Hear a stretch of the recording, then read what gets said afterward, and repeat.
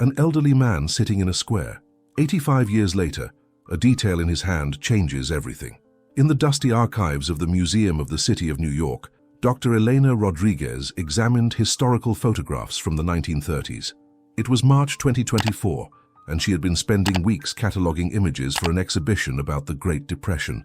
"Another photo of Washington Square Park," she murmured, lifting a black and white image dated February 1939. In the foreground, an elderly man of about 70 wore a dark coat and felt hat. His face, marked by deep wrinkles, looked toward the camera with an indecipherable expression. The elderly man had his hands clasped over his lap, and something about that posture caught Elena's attention. She had seen hundreds of photographs from that era, but this man seemed to be waiting for something specific. How strange, she thought, bringing the magnifying glass closer. Most photos show families or groups. This man is completely alone. According to the records, the photograph had been donated in 1987 by the Patterson family, former residents of Greenwich Village. There was no information about the elderly man's identity or the circumstances of the image. "Dr. Mitchell," she called to her colleague, "could you come here for a moment?" James Mitchell, a specialist in urban history, approached with curiosity. "What have you found, Elena?" "This photograph. There's something different about it. This man doesn't seem like a simple passerby. Look at his eyes." Mitchell examined the image. "You're right. There's determination there, as if he were posing deliberately." He paused. 1939 was when World War II began. Many European refugees were arriving in New York. "Exactly," Elena nodded. "But why would someone take a photograph of a stranger alone in a park?" "Unless he wasn't a stranger," Mitchell murmured. "Elena, I think you should investigate more about this photo." That night, Elena couldn't get the image out of her head. One question resonated. Who was that man, and why did someone consider it important to photograph him on that cold afternoon in 1939? The next day, Elena arrived early with her high-powered magnifying glass and specialized LED lamp. She placed the photograph on the light table and began a meticulous examination. The wooden bench, the dry leaves, the bare trees in the background, everything seemed authentic for a winter afternoon in 1939. Then she moved the magnifying glass toward the elderly man's hands. "What is that?" she whispered, adjusting the focus. Between the man's interlaced fingers, partially hidden by the shadow of his coat, there was a small rectangular object. It had defined edges, too uniform to be common paper. Its shiny surface reflected light in a peculiar way. Elena scanned the photograph in high resolution and digitally enlarged the hands section. The numbers became clear. 1947. "That's impossible," she murmured with trembling hands. The photograph was dated February 1939, but the object showed 1947. 8 years in the future. She verified the back of the photograph. The ink from February 1939 was consistent with the era, including notes about the weather conditions of that specific day. Elena immediately called Mitchell. "James, I need you to come now. I've found something extraordinary." When Mitchell arrived, Elena showed him her discoveries. Her colleague observed the enlarged image in silence.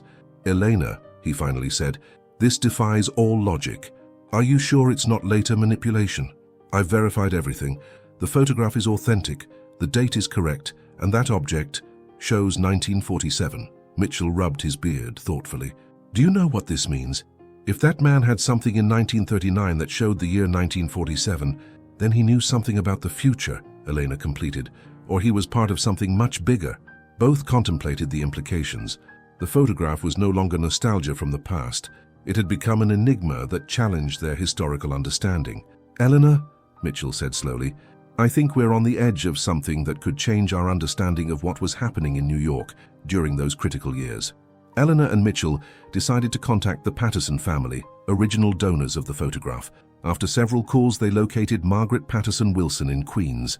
Margaret, 65 years old, received them in her house full of antiques. "My grandparents lived in the village for 40 years. They collected neighborhood photographs as a hobby." Elena showed the elderly man's image. Margaret studied it carefully. "I don't specifically recognize him, but my grandparents bought photos from street photographers or found them at estate sales."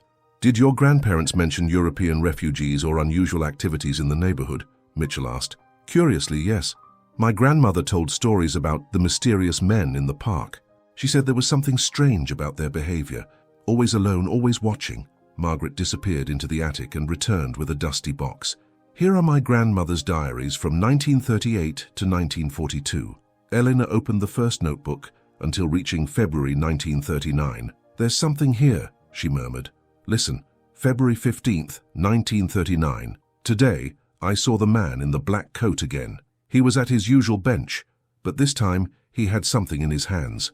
At exactly 3:17, a young woman approached, sat briefly and left. The exchange lasted less than 2 minutes. Mitchell and Elena looked at each other. It was a meeting point, Elena whispered. They continued reading. They found several references to the man in the black coat with consistent patterns. Brief encounters, quick exchanges, cautious behavior. The most revealing entry was dated March 1st, 1939. The man in the black coat no longer comes. Yesterday I saw 2 men in dark suits asking about him at the bakery. They showed a photograph. It was him, no doubt. Elena closed the diary slowly. This man was part of something bigger, and someone was looking for him. And now so are we, Mitchell added. Margaret watched them fascinated. Do you really think that after 85 years this still matters? Elena held the photograph. Something tells me this secret has been waiting to be discovered. After the revealing meeting with Margaret, Elena and Mitchell returned to the museum with a new perspective. Elena had digitized diary pages with specific dates and behavior patterns. We need to search FBI archives, Mitchell declared. If there were espionage activities, there must be records. Elena contacted Dr. Robert Chen, a specialist in declassified World War II documents at the National Archives. An elderly man in Washington Square in 1939, Chen repeated over the phone. That area was known as a meeting point for European refugees. Many were involved in anti-Nazi resistance networks. 3 days later, Chen called them with extraordinary news. I found something fascinating. There's a file on Operation Sanctuary, a network of Jewish refugees and anti-fascists that operated from New York between 1938 and 1941. Elena felt her pulse accelerate. Are there descriptions of the participants? One of the main operatives was identified as the Observer. Male, approximately 70 years old, operated from Washington Square Park. Mitchell approached the phone. Is there a physical description? Yes. Caucasian male, 1.70 meters, gray hair, always wore dark coat and felt hat. He communicated through coded objects. Elena almost dropped the phone. It's him. What kind of coded objects? He used falsified identification cards with future dates as a coding method. The dates corresponded to operational plans scheduled for those years. Silence filled the room. Elena looked at the enlarged photograph where 1947 was clearly visible. Is there a reference to what 1947 specifically meant? Elena asked. Here's the most intriguing part, Chen responded. 1947 was the target year for an operation called Phoenix. The plan was to establish a documentation center to preserve evidence of Nazi war crimes. Mitchell sat down slowly. Eleanor, do you realize? That man not only knew what would happen in 1947, he was planning for it to happen. There's something more, Chen added. The Observer mysteriously disappeared in March 1939. They never found him. After hanging up, they remained processing the magnitude of the discovery. They had found a forgotten hero whose work had helped change international justice. The revelation about Operation Sanctuary completely transformed the investigation. Elena decided to expand her search to Ellis Island immigration archives, looking for European refugees who matched the physical description. After hours filtering records from 1936 to 1938, Elena found something promising. Look at this. Abraham Kowalski, Polish, 68 years old upon arrival in September 1937. Height, 170 meters. Gray hair, occupation, history professor. The details match, Mitchell observed. Is there an address in New York? 154 Sullivan Street, Greenwich Village. 3 blocks from Washington Square Park. Sullivan Street had changed, but building 154 was still standing. Giuseppe Torino, the current manager, had worked in the area for 40 years. Kowalski? Giuseppe repeated. That name sounds familiar. My father worked as a doorman here before me. He took them to the basement with boxes of old records. Papa never threw anything away. He said someday someone would come looking for history. Among yellowed bills they found the record. Abraham Kowalski had rented apartment 3B from October 1937 until March 1939. March 1939, Elena exclaimed. Exactly when he disappeared. Giuseppe looked at them with renewed curiosity. My father told a strange story about that apartment. After Kowalski disappeared, the police came several times, but they never found anything because Papa had saved some belongings before they arrived. Elena felt her heart accelerate. Where are those belongings? In the same place where Papa hid them in 1939. He led them to a room hidden behind the boiler. There, wrapped in waxed canvas, was a small but heavy trunk. When they opened it, Elena held her breath. Inside were photographs, documents in various languages, and a collection of falsified identification cards with future dates: 1943, 1945, 1946, 1947, 1948. Mitchell, Elena whispered. He wasn't just an operative. He was the coordinator of the entire operation. At the bottom, they found a letter. If someone finds this, know that Abraham Kowalski died fighting against injustice. The dates represent the future he helped create. Elena lifted a photograph from the trunk. The same elderly man surrounded by young people, all smiling with determination. He didn't die alone, Elena murmured. He was part of a family of fighters. Abraham Kowalski's belongings revealed a more complex network than imagined. Among the documents they found addresses, code names, and a diagram of the organizational structure of Operation Sanctuary. Elena spread out the papers. Look at this, Mitchell. It was a sophisticated operation with cells in Manhattan, Brooklyn, and the Bronx. The diagram showed the observer as central coordinator, with lines toward 12 operatives. Each had bird-related names: the hawk, the dove, the raven. These addresses are strategically distributed near entry points, ports, stations, airports, Mitchell observed. Eleanor studied the dates on the cards. Each date corresponded to a phase: 1943 establishment of centers, 1945 evidence collection, 1947 testimony and trials. Among the documents were letters in Polish, German, and Yiddish. Elena contacted Professor Ruth Goldstein from Columbia to translate them. These aren't family letters, the professor murmured as she read them. They're intelligence reports. This one from January 1939. The packages have arrived from Warsaw. They confirm our worst fears. We need to accelerate Phoenix. What does packages from Warsaw mean? Elena asked. First-hand information about Poland. This letter is 8 months before the official invasion. They already knew what was coming. Mitchell took another letter in German. The professor translated. Heinrich confirms that the documents have been microfilmed. The copies are safe in 3 locations. The truth will find its way. The last letter in Yiddish was the most emotional. If you're reading this, our enemies have found me. Don't cry. My real life ended when I saw my library burn in Krakow. Here I found new purpose. The names are preserved. May memory be a blessing. The date, March 15th, 1939. 3 days after the last entry about his disappearance. He knew they were coming for him, Elena whispered. And he made sure the work would continue. Professor Goldstein carefully closed the letters. What you have here is testimony of one of the most heroic acts of resistance from the pre-war era. Abraham Kowalski saved lives and preserved history. Elena looked at the original photograph with new eyes. He's no longer just a man in a square. He's a guardian of memory.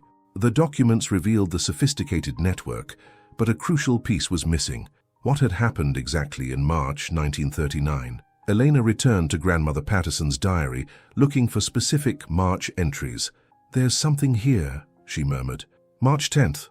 I saw the red-haired girl again. She looked nervous, constantly looking over her shoulder. She sat on the bench for an hour, but he never appeared. The red-haired girl? Mitchell asked. Elena searched backwards. Yes, here, February 20th. The red-haired girl came again. The exchange was longer. They worked together, I'm sure. She continued to the most revealing entry. March 12th, 1939. I finally spoke with the red-haired girl. Her name is Sarah. She speaks with a European accent. She was crying. She told me her grandfather had disappeared. She gave me this to keep in case something happened to her too. Attached to the diary was a small envelope, still sealed. With trembling hands, Elena opened it. Inside were a photograph and a note. The photograph showed 8 people in a library. Abraham Kowalski was in the center, surrounded by young people. In the corner, they recognized the red hair mentioned. The note said, "If something happens to Abraham and me, I want the world to know we weren't ordinary spies. We were librarians, professors, students. Abraham was a professor at the University of Krakow.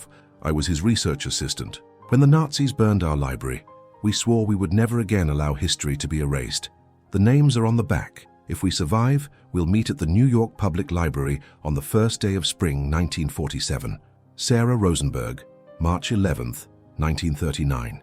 Elena turned the photograph. 8 names with cities: Warsaw, Prague, Vienna, Berlin, Budapest.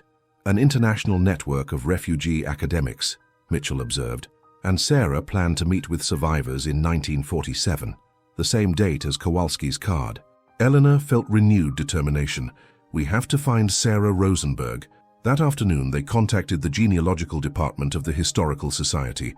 With the note's information, they traced Sarah Rosenberg, arrived in 1937 from Krakow, worked as a librarian until 1943, when she donated a collection called Phoenix Archive. The Phoenix Archive? Elena exclaimed.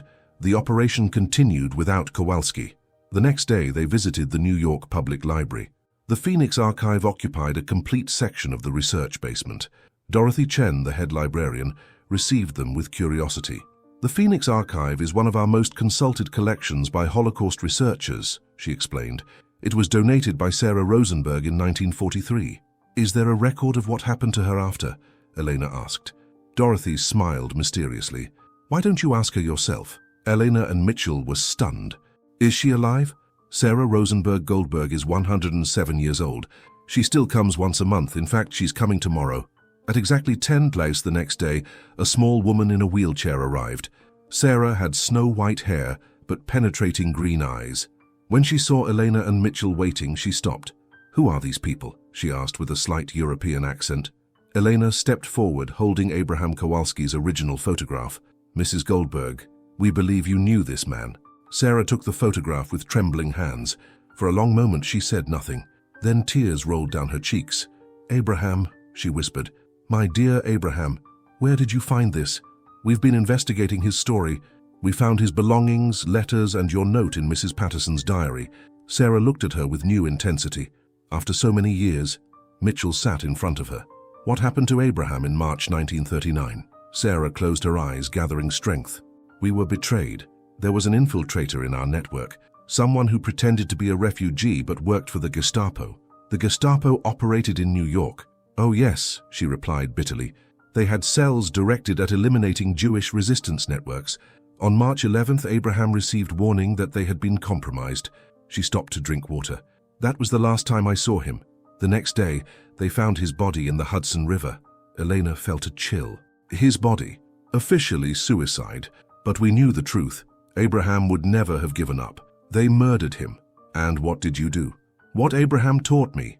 Protect the work. I took the documents, changed my name, moved constantly, but I continued collecting testimonies. Sarah smiled with fierce pride. Do you see that collection? Those documents helped convict war criminals. Abraham died, but his vision was completely realized. For 3 hours, Sarah Rosenberg Goldberg shared a story that completely transformed Elena and Mitchell's understanding of Abraham Kowalski and Operation Sanctuary. Abraham wasn't just a professor, Sarah began. In Krakow, he directed the most important Jewish historical archives in Poland. When the Nazis started burning libraries, he had already microfilmed thousands of documents. Elena took notes feverishly. Did he bring those documents to the United States? He sent copies through multiple routes, America, England, Palestine. He knew he couldn't risk all the evidence in one place. Sarah guided them to the Phoenix Archive. She pointed to the extensive shelves. All this began with Abraham's vision. The network was much larger than you imagine. Mitchell observed the collections. Did all the code names correspond to real people? Each one. All had the same mission: preserve evidence so that when justice came, the world couldn't deny what had happened. Sarah pointed to a special section. After they killed Abraham, I became the coordinator. I was 24 years old and terrified, but he had trained me well. How did you keep the network functioning?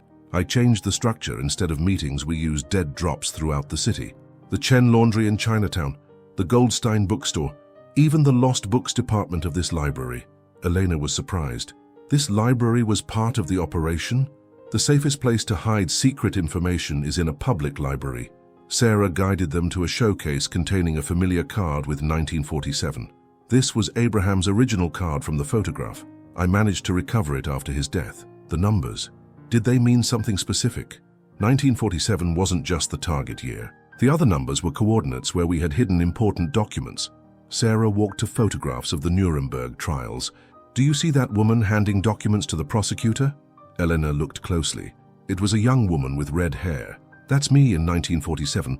I was 30 years old and finally fulfilling the promise I made to Abraham 8 years before. And after the trials, I continued the work. I married, had children, but never stopped collecting testimonies.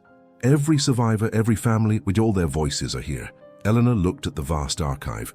"It's a living monument." "It's Abraham Kowalski's legacy," Sarah corrected, "and now you are the guardians of his story." 6 months later, Eleanor and Mitchell had transformed their discovery into the exhibition Guardians of Memory, The Secret History of Operation Sanctuary at the Museum of the City of New York. The exhibition began with Abraham Kowalski's original photograph, now framed as the centerpiece. A magnifying glass allowed visitors to examine the detail that had started everything, the card with 1947 in his hands. Elena watched a Jewish family reading the panels with tears. The grandmother approached. "Is it true that this man saved so many documents?" she asked with a European accent. "It's true," Elena responded. "Abraham Kowalski and his network preserved thousands of testimonies. My family was from Krakow. Maybe he knew my grandfather." Elena guided her to the interactive section where they could search names from the Phoenix archive. The screen showed Mordecai Goldstein, Krakow, testimony preserved by AK, 1938. The woman was breathless. "It's him. It's my grandfather. I thought nothing remained." Such moments repeated daily. Mitchell approached smiling. Young visitors are creating their own Phoenix archives with family stories. Eleanor observed a young Latina speaking to the camera. "My great-grandmother escaped from El Salvador. She could never tell her story because it was painful. But after seeing this, I understand that her silence was also resistance." That afternoon, they visited Sarah at her residence. "How do you feel seeing Abraham's story finally being told?" Elena asked. Sarah, now 108 years old, smiled. "I feel like I can rest. For 85 years, I've been the only guardian of his memory. Now there are thousands." Mitchell pointed to letters on the table. Letters from around the world, families finding connections, students learning about resistance, museums wanting to create similar exhibitions. "Your work with Abraham didn't end in 1947, Elena said. "It keeps growing." Sarah nodded. "That was his real vision. Not just preserve the past, but inspire the future. He wanted people to understand that resistance is sometimes simply refusing to allow truth to be forgotten." As the sun set, Elena reflected on the extraordinary journey that had begun with a simple photograph. "Do you know what's most beautiful about all this?" Sarah said. "What?" they both asked. Sarah smiled with centennial wisdom. "Abraham thought he had failed when they killed him. But 85 years later, we discover he had barely begun. His photograph was waiting to tell the complete story." Eleanor looked toward Washington Square Park in the distance. Some legacies simply need time to flourish. And Abraham Kowalski's story would continue inspiring future generations, just as he had planned from that cold afternoon in 1939.